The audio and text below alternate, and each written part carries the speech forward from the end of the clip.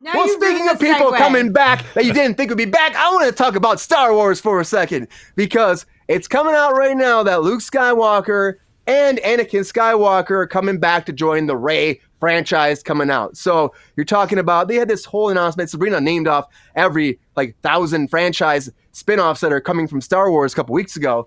But with the Daisy Ridley one, they're going to bring in apparently Hayden Christensen and Mark Hamill. That's saying it's not 100% confirmed, but all these insiders are saying it's happening. And it makes sense because Kathleen Kennedy said too that she was thinking about bringing in Mark Hamill already. It's just interesting to see Hayden Christensen. How would he play? They've never been on screen together before, these two, because again, he plays before he's Vader, Hayden Christensen, and Mark Hamill, they never would have an opportune time to be together. So it could be kind of cool to have that moment shine. But Jedi Face to Face, can it be happening? Can this happen? I don't know. And does it also take away their deaths? That's the other question too if they do this. But then the spinoff is going to be 15 years after the last Star Wars movie, and we're going to find Rey again trying to make a new Jedi Order. And it sounds like that Luke Skywalker is going to be there as a Jedi Force ghost, and Hayden Christensen helping guide her way and make the best Jedi Order to come. Sabrina, what do you think about this? You think this is going to be good? Would it be good to have them both back, or do you think this is just nonsense? No, I mean, the Star Wars franchise has long utilized this Force Ghost situation. It's always been there, and it will always be there. So I think it's a great way to utilize both of them. Why wouldn't you, honestly? I personally, I'm usually not for this sort of smoke and mirrors situation, but in this franchise, it totally makes sense. They've been building it for a really long time. And Luke Skywalker in The Rise of Skywalker, which, the character Rey is, from, that was her arc and story. Rey.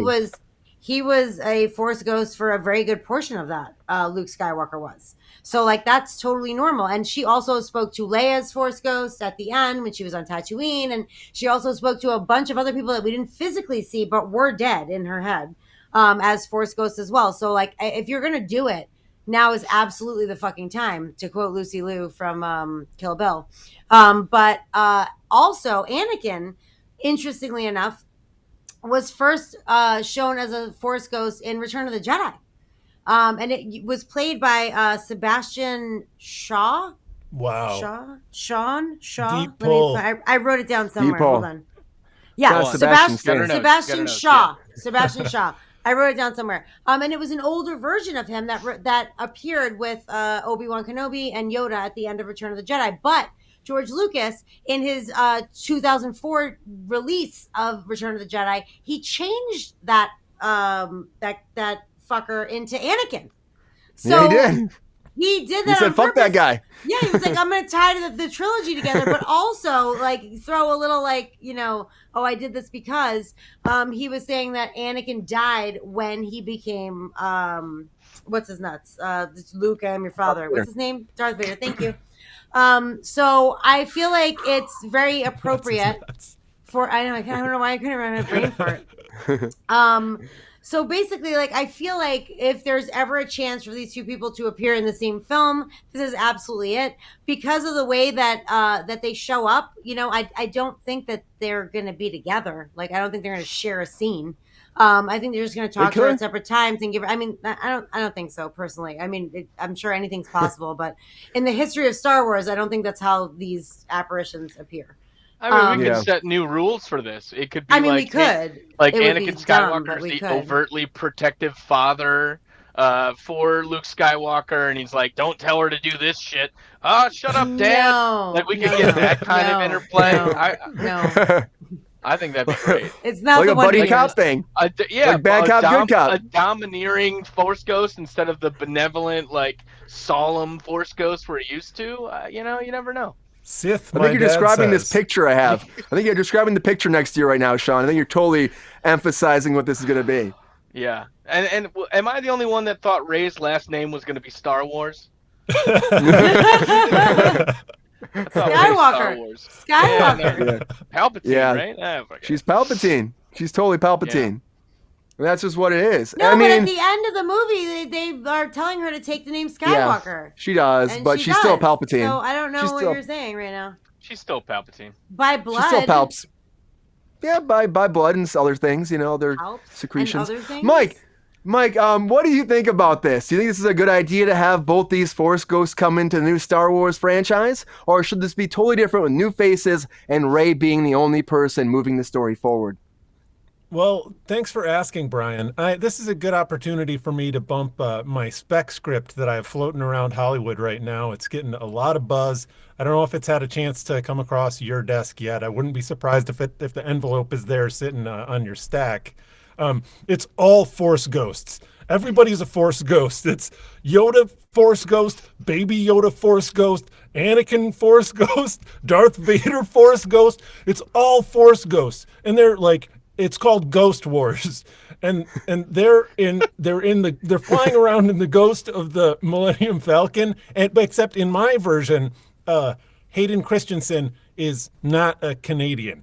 Because I think that's the problem. I don't want to give Hayden Christensen the Ahmed Best treatment, because Ahmed didn't deserve that. Hayden Christensen doesn't deserve that. He did his best, but I don't know that a Canadian was ever destined to play Darth Vader. I just don't know that they have the darkness in their soul to portray that, and that's why I'm recasting him in my script. I've written a little suggestion at the top as Nick Cage. He's my ghost Darth Vader. Nice. Okay. I think we put them all in a house and we watch what happens when things stop being polite and start getting real. So reality Star Wars. That's what we're doing, right? Mm-hmm. Yeah, Ghost World, Real World. Why not? Ghost Wars. Yeah. we have them popcorn. We give them food. We trap them in there and see what happens. They got to get jobs. They got to pay taxes. Yeah. Again, Baby Yoda. Things that the Star Wars universe have shied away from. We don't know what dentistry is like. We don't know. We're not sure how pet walkers, who's controlling the migrational habits of Ewoks and their That's a good question. land rights usage. Exactly. These are things. All of these things should be handled in the Rey franchise or trilogy, whatever she's getting. I think leave all this behind. Let's get a new generation of Star Wars in here, new characters, new things, new ways to kind of build it out. I think that would really reignite. Works. I know, but it would reignite it in a way that I think they need it to. I know. It's good to have new stuff. Their 38-year plan that they just announced hinges on the ability to tie shit together. 1,600 spinoffs. This has been their shit though the whole time. I will give it to them, because Marvel adapted that and it made them hugely successful. Where they were kind of just floating along with superhero movies, which everyone was like, yeah, great, Marvel, cool. But when they started doing this whole Star Wars technique of tying everything in, you have to see this before you can see that. It's a multiverse. It's an interconnected storyline. I mean, the multiverse just started, to be fair, when they started this being able to erase people being dead intergalactic and stuff, which soap operas, by the way, have been doing for a very long time. But I feel like this is it's a marketing method that if you want to watch this, you have to then watch the 38 properties before it. So it just puts more money in their pockets. And I'm not saying it's smart for the viewer, but it's definitely smart for them to do that, because people will do it. I want to make sure that I'm caught up. And even though they saw the things before they go see the new thing, before everyone goes see this Rey movie, they're going to go see all the movies leading up to that. And that's going to put money in their pockets. That's just the way that it is now. And it's a smart financial move for Disney and for, people who are making these movies. I guess Disney owns both properties, which is probably why they're sharing the philosophy, but it's a smart move corporately, not for the viewer.